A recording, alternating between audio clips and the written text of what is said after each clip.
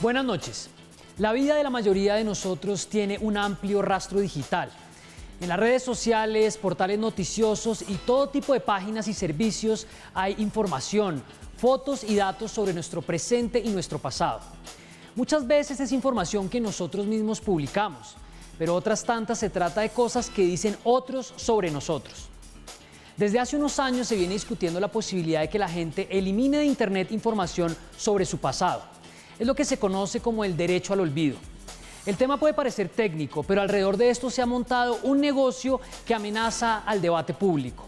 Contratistas, corruptos, cirujanos de mala reputación y políticos condenados pagan miles de dólares a empresas para que les ayuden a borrar su inconveniente pasado. Hoy hablaremos también de los Paralímpicos que se disputan en Tokio. Colombia ocupa el puesto 14 entre 46 países con 2 medallas de oro, 1 de plata y 3 de bronce. El objetivo es superar la histórica actuación de Río 2016. Entramos en Zona Franca.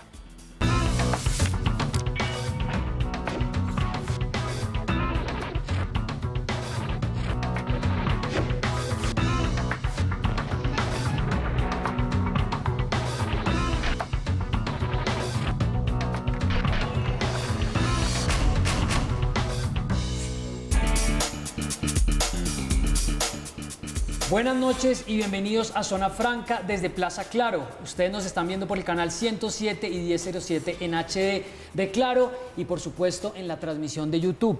Recuerden que estamos leyendo sus comentarios con el hashtag Zona Franca. Síganos en @zonafranca en Twitter y yo soy Carlos Cortés en Twitter y en Instagram. Quiero dar la bienvenida a mi invitado hoy, Juan Esteban Lewin, director editorial de La Silla Vacía. Juan Esteban. Carlos, buenas noches, qué bueno estar acá de nuevo. Claro, usted es un viejo conocido de la casa. Así es, aunque hace días no podía venir porque claro, todas las restricciones, pero así es. Sí, Juan Esteban hizo parte de un proyecto que hubo aquí ya hace unos años que era el detector de mentiras. Llevaron a televisión un proyecto de La Silla. Así es, estuvimos en la temporada electoral de 2018 como unos 4 meses aquí en Red Más. Pues Juan Esteban está acá hoy conmigo para hablar de una investigación bien interesante que sacaron sobre este tema que les comentaba en la introducción, pero quiero antes, aprovechando que pues tenemos aquí a un periodista que sigue toda la movida política desde La Silla Vacía, que comentemos un par de cosas de la semana. De una. Y creo que la noticia con la que toca empezar es Alejandro Gaviria, que deshojó la margarita hasta el último segundo para finalmente decidir que se va a lanzar a la presidencia. Lo tuvimos aquí el 2 de febrero y yo le hice la pregunta del millón. Veamos qué dijo en ese momento. Y una última pregunta para irme, que si no se la hago me fritan en redes sociales. Hay mucho ruido político alrededor suyo, pero mucho silencio de su parte.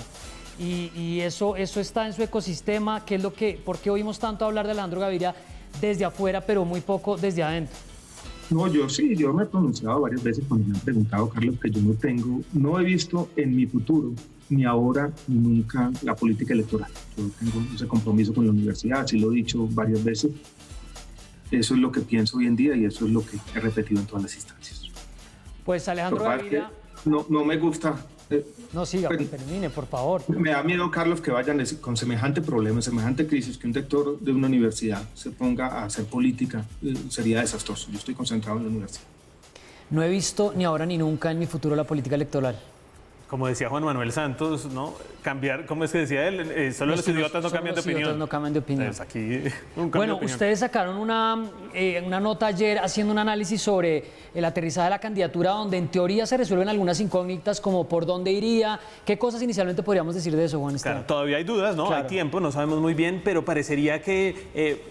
en principio va a recoger firmas, sí, pero hay una cercanía muy grande con el nuevo liberalismo, ¿no? Que el Consejo Nacional Electoral acaba de darle personalidad jurídica, entonces hay una opción ahí de una confluencia y eso puede traer un riesgo, digamos, para como teníamos pensada la carrera muchos, sí, y es que la coalición de la esperanza, donde está Sergio Fajardo, termine siendo algo así como un cascarón vacío.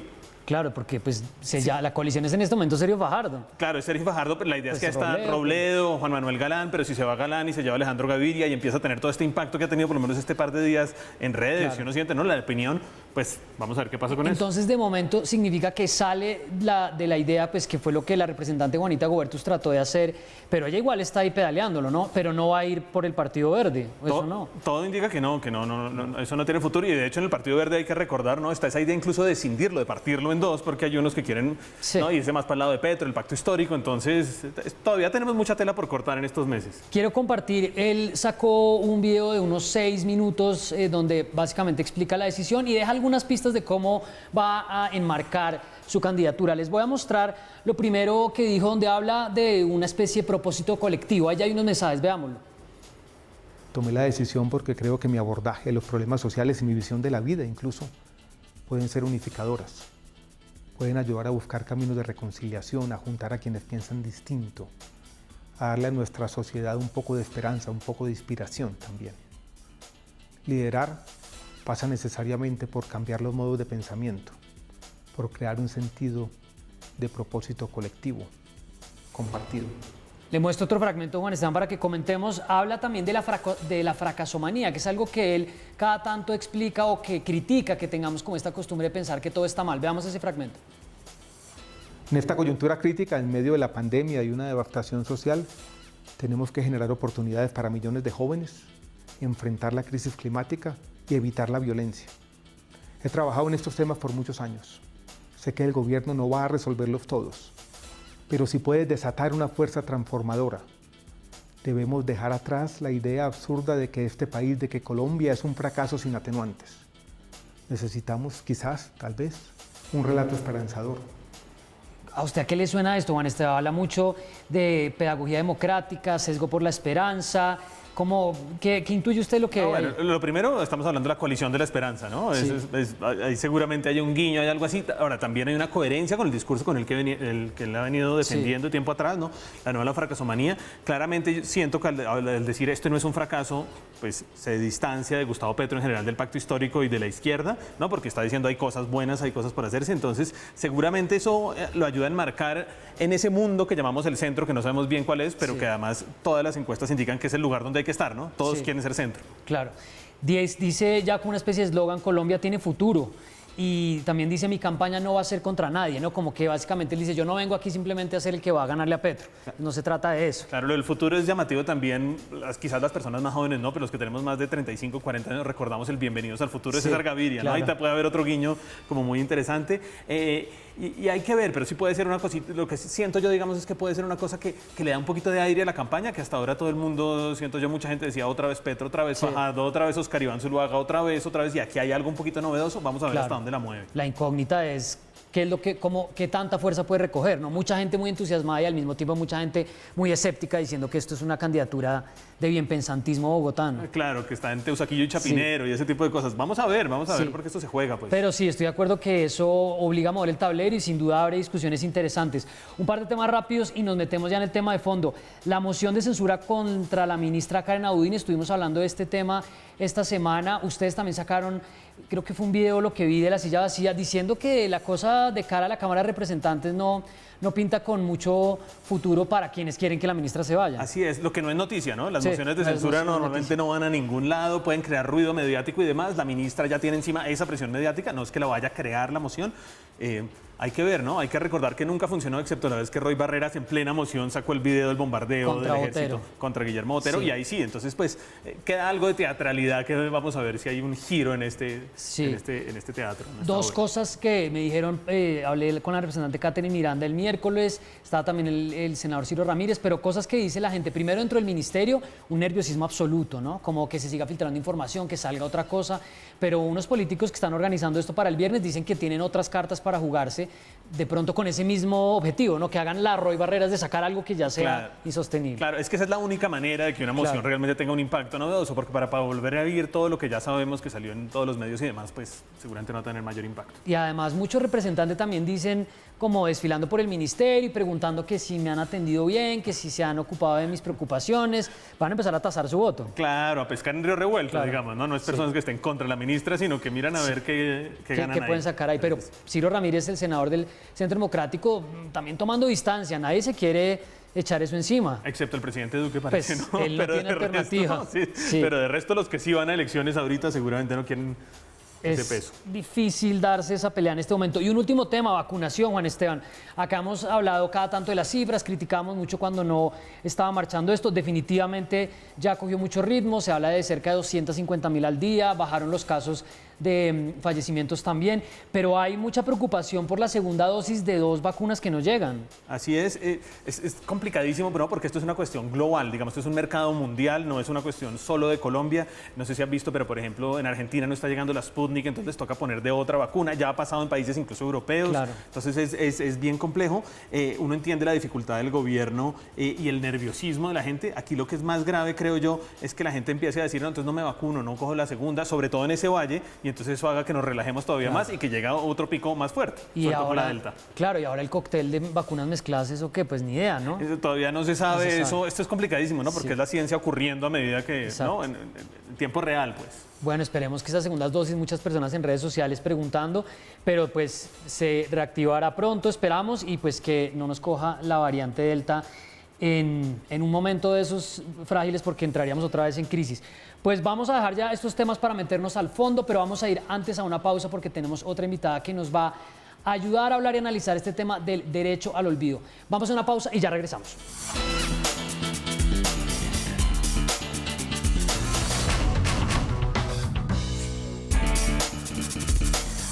Seguimos en Zona Franca, estamos en Plaza Claro y voy a sumar a otra invitada para hablar de este tema. Está con nosotros Luisa Izaza, abogada especialista en libertad de expresión, investigadora de Linterna Verde, que es una organización en la que yo también tengo ahí unos proyectos interesantes de estos temas, redes sociales e internet. Luisa, bienvenida a Zona Franca.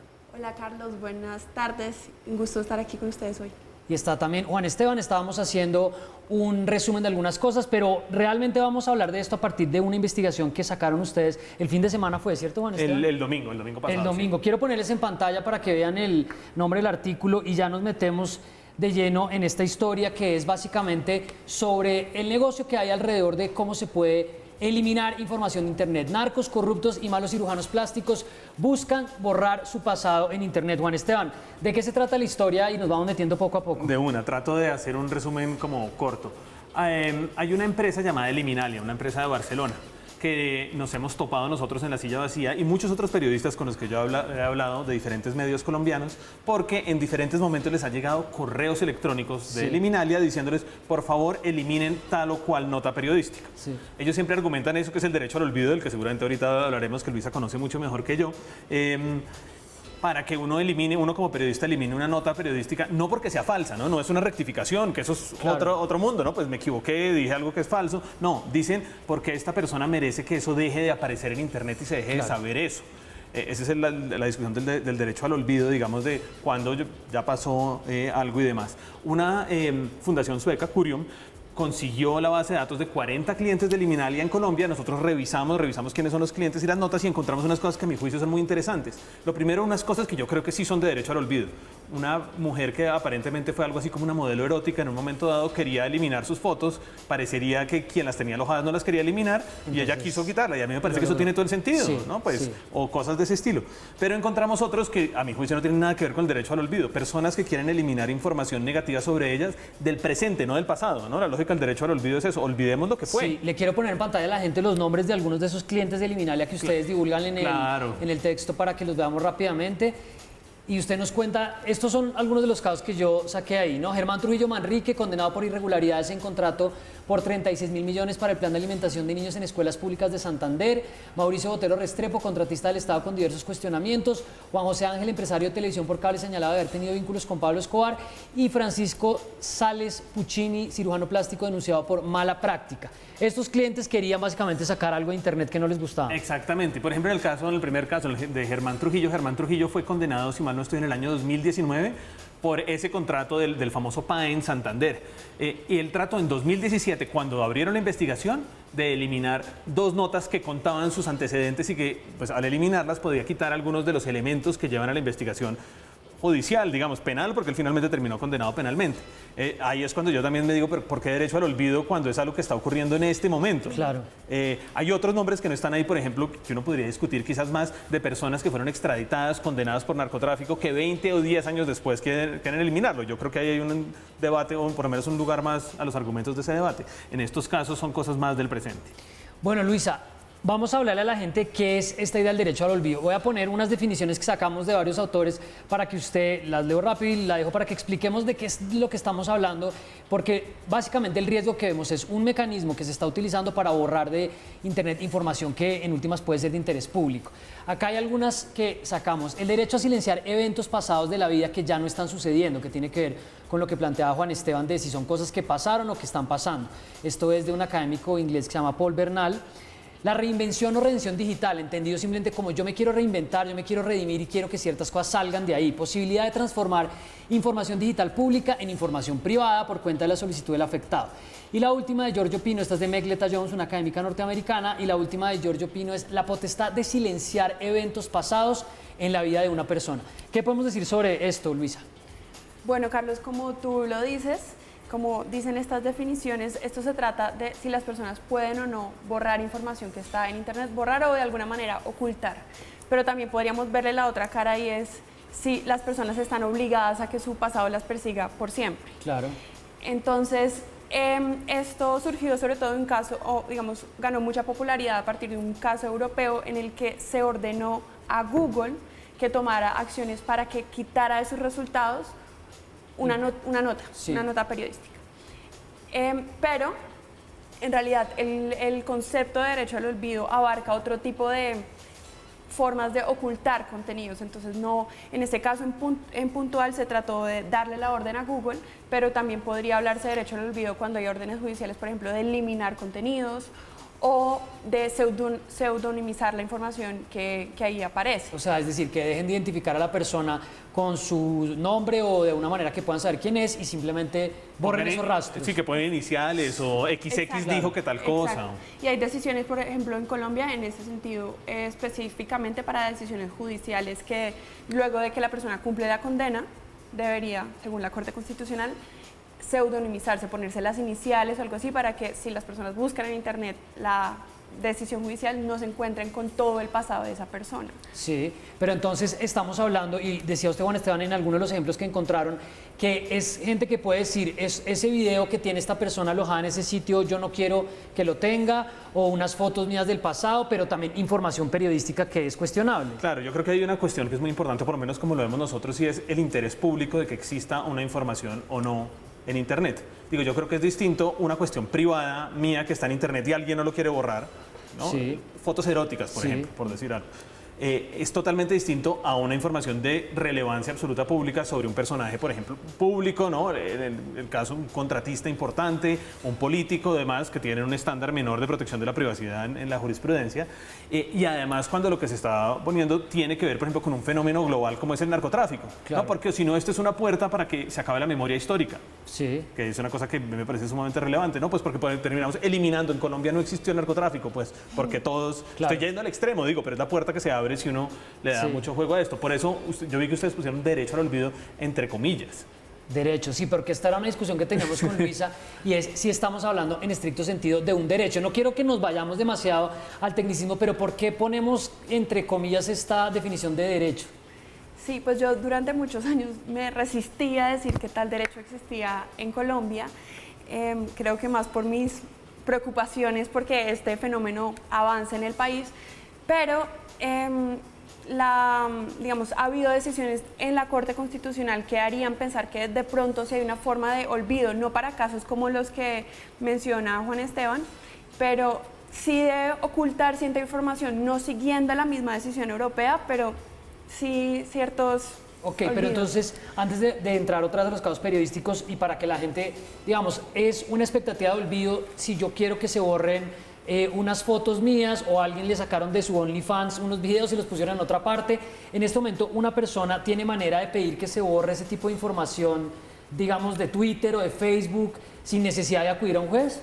Bueno, lo que pasa es que existen leyes y herramientas, digamos, que tienen las plataformas que no son necesariamente para temas de derecho al olvido, que se usan o más bien se abusan para lograr ocultar información de Internet. Claro. Entonces, por ejemplo, hay leyes de derechos de autor de la que habla el artículo de la silla, que, bueno, específicamente una ley estadounidense que permite que se quiten rápidamente de Internet contenidos que son acusados, y digo acusados porque eso es todo lo que se necesita, de violar derechos de autor. Sí. Entonces yo puedo sacar así una nota de un noticiero, puedo sacar Claro, claro, entonces se abusa de esos mecanismos que permiten rápidamente quitar los contenidos para lograr ocultar información de interés público. Pero hoy en día la mayoría de las plataformas tienen reglas cuando uno dice esa información que publicó esa cuenta es sensible mía, esos datos son míos, esa foto es mía, la tienen que bajar. Pero el problema se complica cuando hace parte de algo periodístico. Y ahí le quería preguntar a Juan Esteban, ¿cuáles son los métodos que está utilizando esta empresa española? Digamos, tácticamente, ¿de qué manera logran intimidar o hacer que se borre y eso cuánto está costándoles? Claro, a ver, los métodos que identificamos por lo menos por ahora son varios. El primero, digamos el más básico, es mandar correos. Le envía un correo al medio de comunicación que sea y le dice de una manera un poquito manipuladora hasta cierto punto, ¿no? Sí. Hay unas leyes que dicen, hay una jurisprudencia, claro. Entonces intimidan a las personas y además mirando, haciendo una revisión rápida de esta información que sabemos que ellos pidieron eliminar de estos clientes, lo que encontramos es que en general cuando es un blog, un medio pequeño regional, se asustan. Claro, cuando es el tiempo, cuando es... O la misma silla se ha defendido de eso de otra manera. Sí, digamos, medios como que tenemos afortunadamente un acceso un poquito mayor a apoyo jurídico sobre todo, entonces la gente no se intimida tan fácil. Claro. Eso es como el primero, digamos, es como el básico. La cartica, usted no sabe quién soy yo y no sabe lo que está haciendo. Más o menos. Hay un segundo que le ha merecido una investigación de la Comisión Europea de Liminalia, que es que crearon unas cuentas de correo electrónico que hacen parecer que le está escribiendo a uno una entidad oficial de la Unión Europea. Legalabuse.eu, sí. Etcétera. Eso le ha llegado a varios medios en Europa y fuera de Europa. Claro, en Europa impacta más porque es la Comisión Europea. Aquí uno dice, la Comisión Europea está allá, no me importa tanto, pero bueno. Pero encontramos varios de esos casos. El tercero, es el que se refería Luisa, es usar la ley de DMCA, Digital Millennium Copyright Act, que como decía Luisa, es que es impresionante porque basta con que alguien jure, tiene que jurar, y ahí hay un problema eventualmente penal en Estados Unidos. Le juro que eso es mío, literalmente. Sí. Entonces, ¿qué hace Eliminalia? Ojo, una cosa, ¿no? Esto es lo que yo sé de Eliminalia, pero probablemente haya otras plataformas en el mundo haciendo lo mismo. Sí, ¿qué hace Eliminalia? Crea unos portales falsos y en Colombia había unos que se llamaban como Noticias Bucaramanga, Noticias Ibagué, creó como de todas las ciudades y las regiones noticias, no sé qué, otros que se llaman como información dura, porque esto aplica a otros países, no solo a Colombia, y los empezaba a llenar de información, copiando básicamente, fusilando notas de medios y entre esas metía una que querían que se eliminara. Le mandan ese link a las autoridades de Estados Unidos. Las autoridades de Estados Unidos no hablan con el medio, hablan con el servicio donde físicamente está alojada la información en Internet, sí. Con el servicio de hosting se llama, y a ellos les toca eliminarlo. Y solo lo eliminan y le dicen a uno, a nosotros nos ocurrió, sé que les ha ocurrido a otras personas aquí en Colombia, no, les dicen, me tocó eliminar esto porque me dijeron que esto era de otra persona. En nuestro caso lo hicieron tan mal que decía cosas como, la silla vacía encontró, y todavía lo decían noticias duras, o yo no me acuerdo cómo se llama. Claro, está muy claro. Y lo que hacen es que obligan a que el hosting lo borre, lo elimine a uno, y luego lo eliminan de su propia página. Entonces ya no aparece en Google de ningún lado. Que eso es un claro abuso del derecho, digamos, sin duda alguna. Hay un servicio que hablábamos antes de entrar al aire, si sigue activo o no, porque yo lo había visto que era del abogado Abelardo de la Espriella, que siempre que lo menciono tengo que decir que estoy denunciado penalmente y demandado civilmente por el doctor de la Espriella, que se llamaba Cleanups, que era básicamente lo mismo, pero parece que no estuviera activo. Era la misma idea, ¿cierto, Luisa? Sí, era la misma idea y te prometían quitar la información, lo cual me hace pensar como cuáles serán los caminos para que lleguen para una promesa de ese tipo. Y lo otro es, o sea, cuestiono que lo logren en el 100% de los casos, con lo cual me parece que la publicidad es totalmente engañosa. Cuidado con lo que dice Luisa. Vamos a ir a una pausa, seguimos hablando de este tema después de los comerciales, ya regresamos.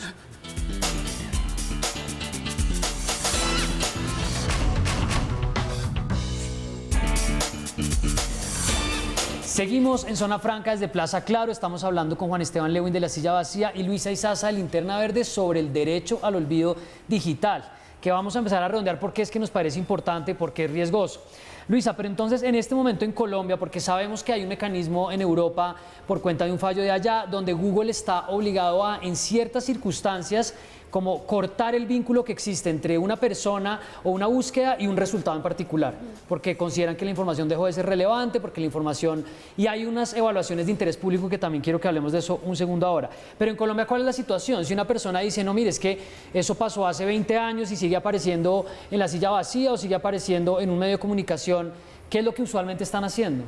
Bueno, lo que usualmente hacen las personas que pretenden eliminar el pasado de Internet, su pasado de Internet, es recurrir a las acciones de tutela específicamente con dos argumentos. Uno, de violación de datos personales, que sigue como esa línea de la decisión europea, y otra... De datos personales, es decir, perdón, como es que ahí está el número un teléfono mío, ahí hay un dato mío, que eso usualmente es un poquito discutible, ¿no? Sí, es discutible, tanto así que la Corte Constitucional ha dicho esto no es un tema de datos personales. Claro, es un tema de contenido, libertad de expresión. Exacto. Y además porque no son datos personales como mi casa, dónde queda mi dirección, la placa de mi carro, sino mi nombre, mi nombre, mi cara. Y pues necesitamos los datos de las personas para, o más bien ese tipo de información de las personas para contar historias. Sería imposible el periodismo si le aplicáramos estándares de protección de datos personales. Y la ley de datos personales dice que no aplica al periodismo, ¿no? Eso también en la colombiana, digo, de manera muy clara. Entonces esa es una línea, pero ha sido rechazada por la Corte Constitucional, aunque se sigue presentando en casos de tutela.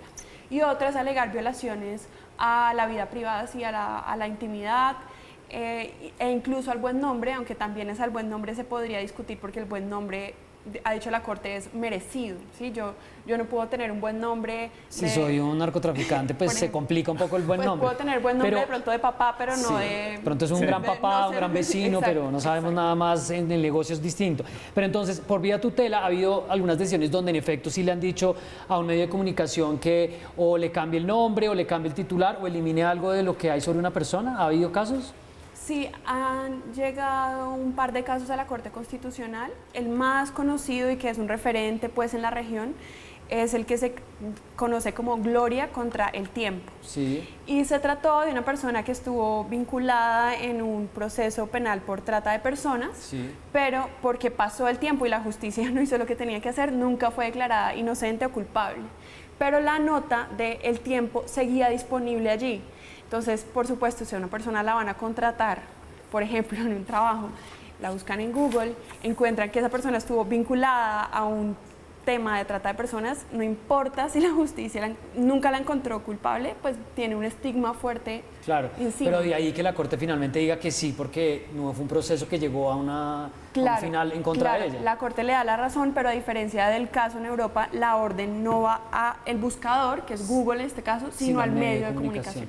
Juan Esteban, y ahí me parece que está un poco la línea del artículo que ustedes plantean y es los riesgos que hay para el periodismo y para el debate público, y es básicamente que por cuenta de esto nos quedemos sin unos temas y sin unos nombres de los que no se pueden hablar. Claro, sobre todo, yo veo sobre todo dos cosas. La primera son estos casos que vimos donde realmente no es derecho al olvido, como el caso de Gloria, que es algo que pasó, ocurrió, fue cierto y pasó el tiempo, sino que está pasando ahorita, porque se vuelve una forma de censura, así de sencillo y así de claro, ¿no? Ese me parece muy claro. El segundo es la relevancia pública, porque entonces aquí, digamos, si uno sigue el caso de Gloria, entonces Ernesto Samper podría pedir que quitaran todo para aquello por lo cual fue investigado y no ocurrió nada, porque tampoco operó la justicia, no hay ninguna condena, él podría borrarlo.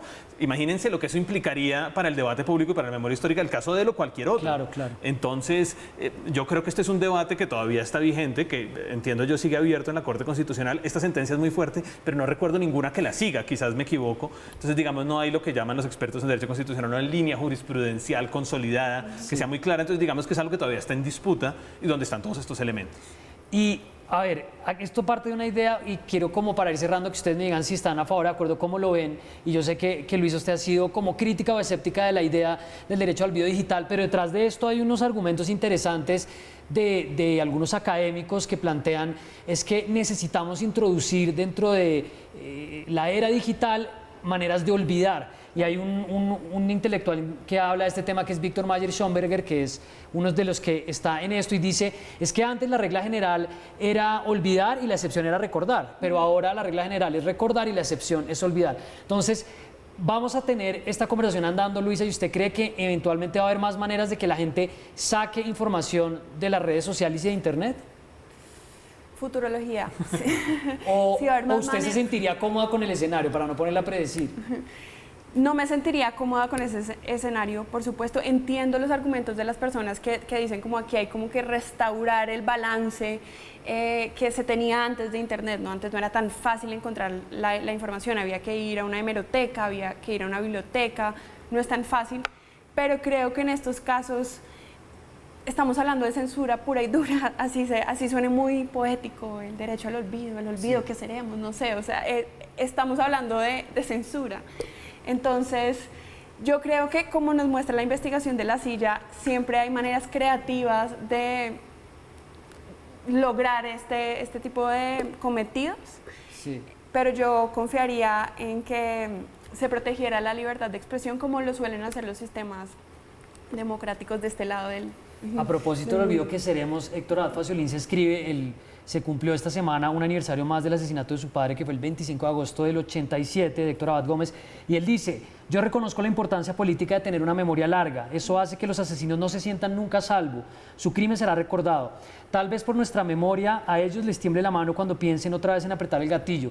Sí, es importante recordar, pero hay también una necesidad privada de olvidar, o mejor, de recordar otras cosas. Como que él mismo decía, hay ciertas cosas que cada aniversario de la muerte de mi papá salen otra vez a las redes sociales, salen otra vez, y él dice, yo quisiera como en un momento poder olvidarme de eso o de pensar en algo más. Juan Esteban, sobre este punto, pero le añado otro, y es cómo está enfrentando la silla vacía este tipo de cuestionamientos y al final cómo a veces lo resuelven en la práctica. Como decía Luisa, de pronto ese nombre si podemos ponerlo como un XX o si podemos cambiar ese titular. Hasta ahora no, hasta ahora nosotros hemos mantenido todos los artículos que nos han pedido que eliminemos o pongamos iniciales o cosas de ese estilo, porque creemos que lo que sacamos es de interés público, dado el periodismo que hacemos nosotros, y creemos que tiene una relevancia. La silla vacía tiene 12 años de historia, entonces tampoco estamos sacando cosas de hace 50 años ni nada como realmente muy en el pasado. Hasta ahora lo hemos mantenido así y no hemos tenido ninguna dificultad, digamos, judicial.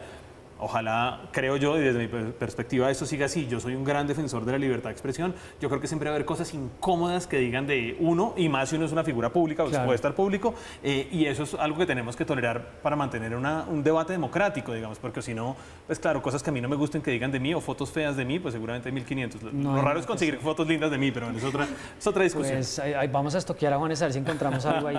Pero hay una cosa para cerrar y para que la gente no se quede como con todos estos apuntes sueltos, y es, en este momento en Colombia, si hay una información que fue periodística, que fue de interés público, pero que por el paso del tiempo deja de adquirir algún tipo de relevancia, una persona puede decir, yo quiero que esto lo borren. Digamos, en conclusión, depende. Depende. Puede iniciar las acciones de tutela y habría que ver qué pasa si un caso como ese llegara a la Corte Constitucional. Pero si fuera similar al de Gloria, qué pena la interrumpo, donde sea una investigación que no llegó a ningún resultado, es posible que el juez diga, esto pesa demasiado en la vida de esta persona que cada vez que se meten y fue investigada por trata de blancas, pero nunca condenada. Claro, sobre todo porque es una persona no pública. Claro, no es eso uno se mete a Google y no hay 10 millones de páginas, sino hay 5. Ese es un elemento importante. Eso no quiere decir que no sea un tema de interés público, es decir, hay una comisión de un delito o una posible comisión de un delito de por medio, pero obviamente tiene menos peso si se trata de una persona que no es pública, como en el caso de Gloria, tanto así que la Corte le pone el caso Gloria. No le pone el nombre que es, claro. Exacto. Y en definitiva, los casos que abordó la silla vacía son de políticos, empresarios, pero son personas que tuvieron algunos condenas, pero otros simplemente cuestionamientos. Otros simplemente tienen cuestionamientos, pero son cuestionamientos, digamos, vigentes. Es que una cosa para mí fundamental es que si hablamos de derecho al olvido, en todo caso tenemos que hablar del pasado, no del presente. No puede ser de lo que está ocurriendo en el momento que se presenta la solicitud de ninguna manera. Entonces, todos son, pero de hecho nosotros revisamos la lista de 40 y varios, como el que les conté de las fotos eróticas, o había un artista que como que no quería que siguieran unos diseños al aire porque no le gustaban lo que estaban, pues entendemos que hay un derecho a la privacidad porque no son cuestiones de interés público. Claro. Entonces yo creo que ahí ese para mí es un elemento absolutamente fundamental. Luisa, para cerrar, un caso internacional o regional que tenga la memoria parecido para que la gente lo complemente.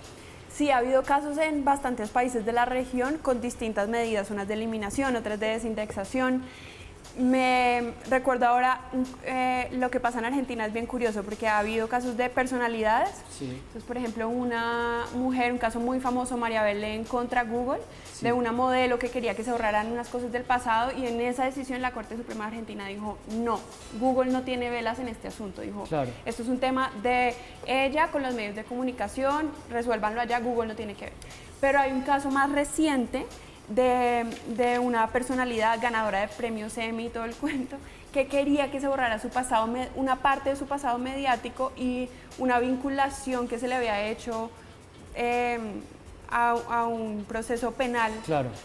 Y en ese caso, la Corte sí le dio, no sé si fue la Corte, pero la justicia, creo que sí fue la Corte, pero la justicia argentina le dio la razón y dijo, Google sí tiene que quitar esos resultados de su búsqueda y además YouTube, meter YouTube. Claro, en conclusión, básicamente, sí hay una posibilidad de pelearlo judicialmente, pero no es cierto los que están prometiendo, le eliminamos su artículo o le devolvemos su dinero. Eso no es cierto, eso es una promesa. El dinero, si que le devuelvan el dinero si lo pagó. A ver si la producción puede ponerme otra vez en pantalla el gráfico del artículo de La Silla Vacía para despedir a Juan Esteban Lewin. Es una investigación interesante, es algo de lo que además no se habla casi porque los medios lo enfrentan, pero pues es una amenaza para los que pueden querer saber qué es lo que está pasando.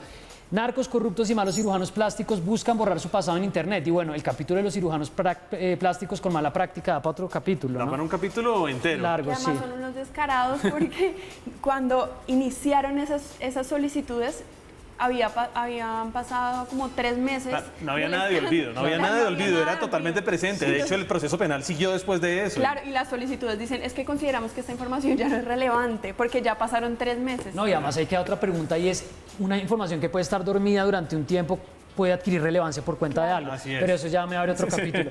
Juan Esteban, gracias por pasar No, muchas por Zona gracias, Franca y Carlos. hablar de este tema. Mil gracias. Y estuvo también interesante el repaso. Luisa Izaza, gracias por estar hablando de derecho al olvido. Increíblemente, en televisión estamos hablando de derecho al olvido.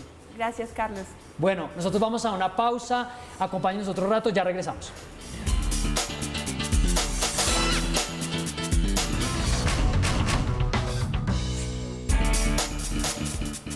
Seguimos en Zona Franca desde Plaza Claro, es noche de viernes y vamos a cambiar de tercio para hablar en este último segmento de los Paralímpicos en Tokio. Ha habido buenas noticias sobre pues, el rendimiento de nuestros atletas allá y creo que tengo un excelente invitado para que hablemos unos minutos de cómo está la cosa, de qué tanto ven el balance y lo que viene. Está Juan Pablo Salazar desde Tokio, miembro del Consejo Directivo del Comité Paralímpico Internacional. Juan Pablo, bienvenido a Zona Franca.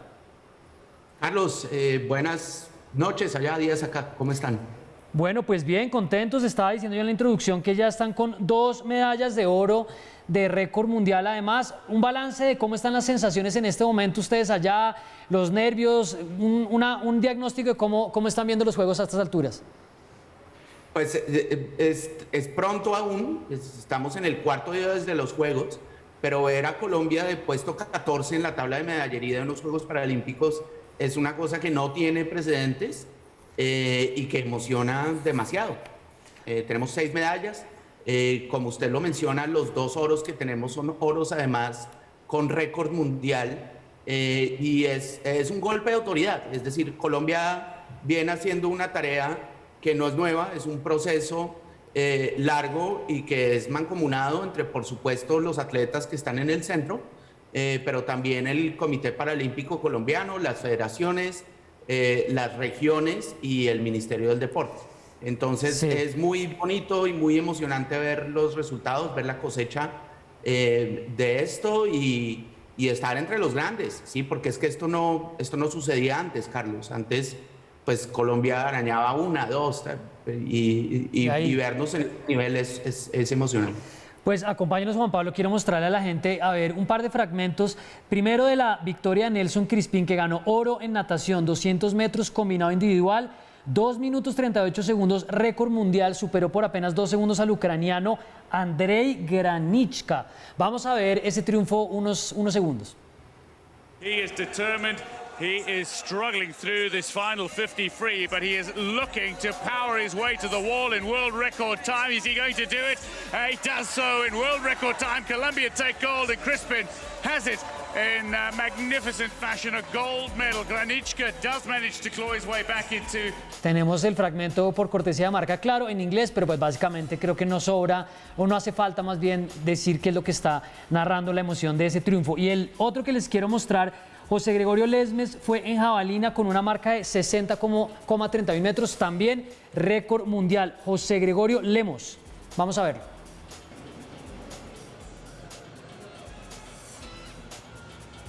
Years of age.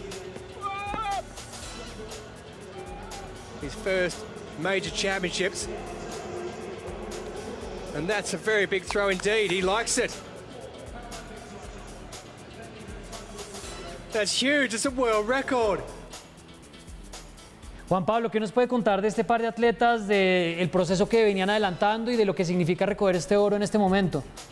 Pues en particular la de Crispín me emociona mucho. Yo he visto toda la carrera de él y el chisme que le puedo contar, Carlos, es que esa no es la prueba fuerte de él. O sea, nadie tenía en los pronósticos un oro en el combinado. Entonces, para los colombianos que no se sepan ese nombre, apréndanselo, porque yo sospecho que nos va a dar más noticias acá en Tokio. Entonces, muy emocionante porque ese oro no estaba en las cuentas. Y el de jabalina fue muy bonito porque ahí hicimos un 1-3. O sea, no solo nos llevamos el oro con récord mundial, sino que también nos llevamos el bronce. Entonces, oír el himno nacional en el Estadio Olímpico y ver 2 banderas de Colombia izándose, pues de nuevo, esto no tiene precedentes y es demasiado bonito. Claro, y para no dejar pasar en blanco, tenemos otra medalla de plata y entonces otras 2 de bronce. ¿De quiénes fueron? ¿Las tiene presentes? Son en natación, tenemos un bronce de Daniel Serrano, y el otro bronce fue la plata fue en lanzamiento de bala. Sí. Una mujer, Mayerly, pero se me olvidaba. No, ya se lo vamos a poner, que la producción lo tenía listo y a mí se me había olvidado.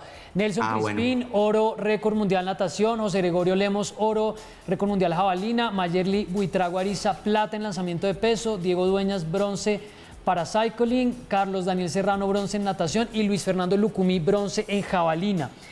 Juan Pablo, nosotros tuvimos, y además fue coincidencia mía, que lo acompañé unos días en los Paralímpicos de Londres en 2012. Y me interesaba mucho que en esas conversaciones que oía cuando usted era en ese momento presidente del Comité Paralímpico Colombiano, si no estoy mal, usted hablaba y hacía un análisis de cómo Colombia podía volverse potencia en los Paralímpicos si se enfocaba en ciertas disciplinas o si se hacían ciertas cosas. Me acuerdo que ustedes hablaban de los ucranianos con el tema de pesas.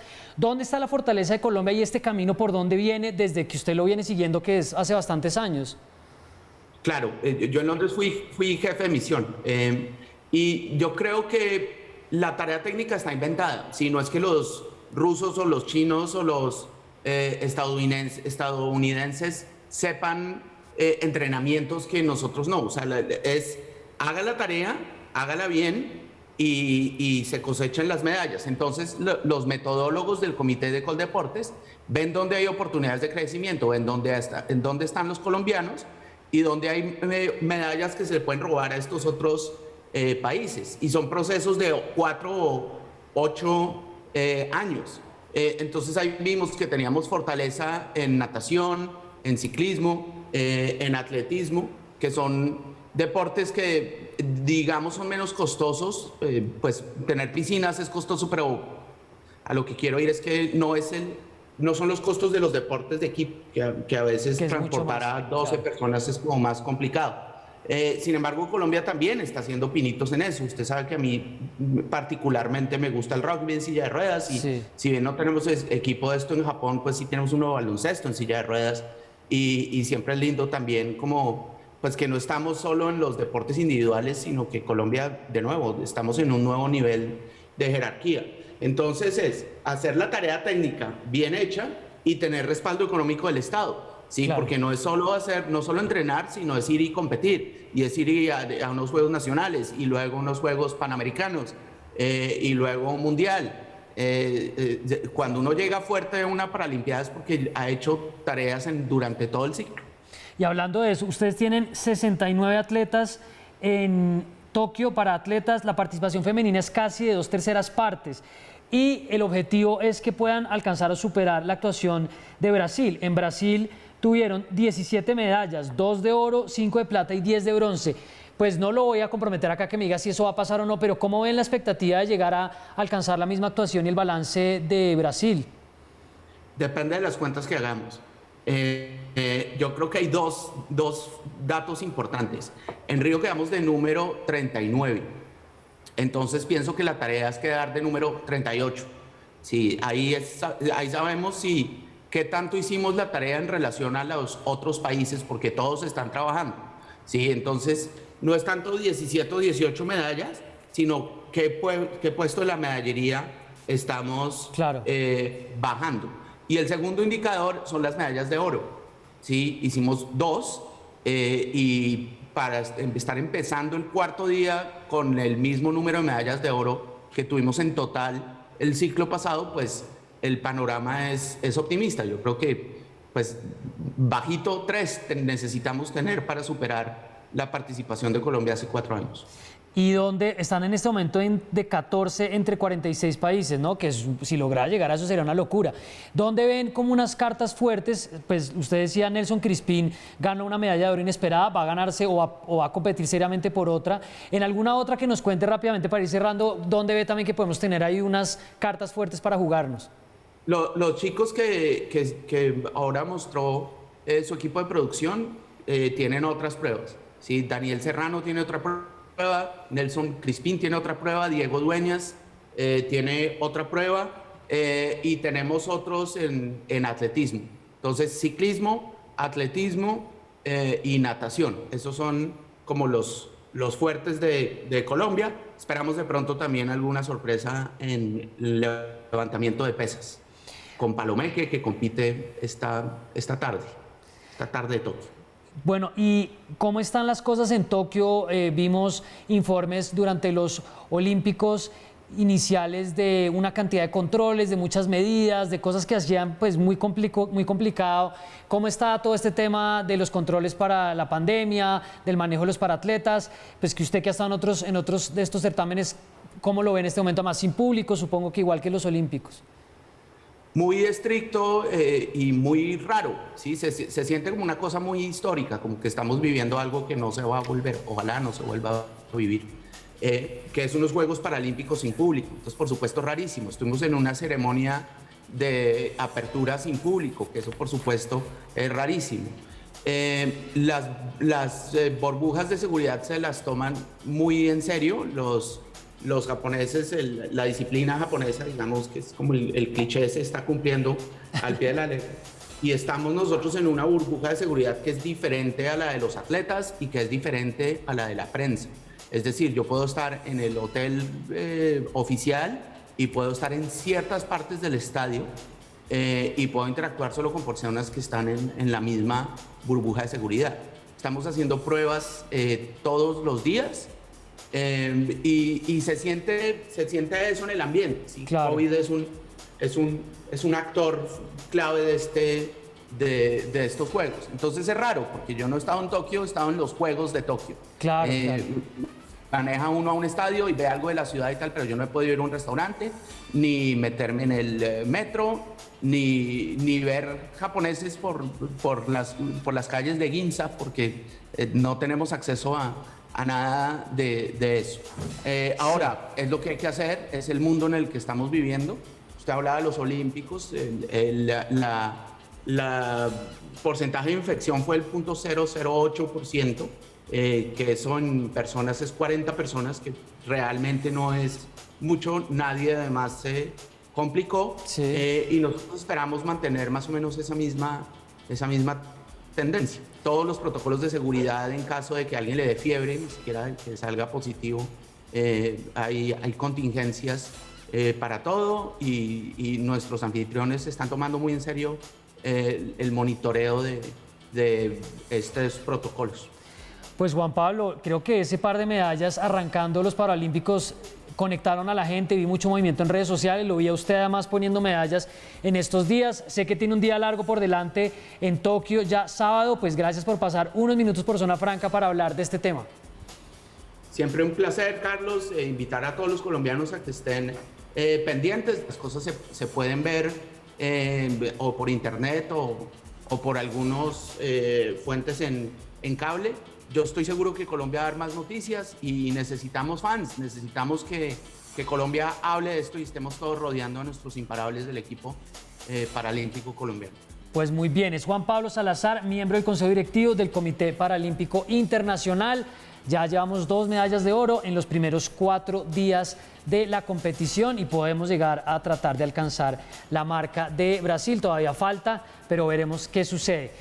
Se termina ya hoy el programa viernes. Nosotros volvemos a vernos el lunes. Tengan un buen fin de semana, descansen, cuídense. Chao.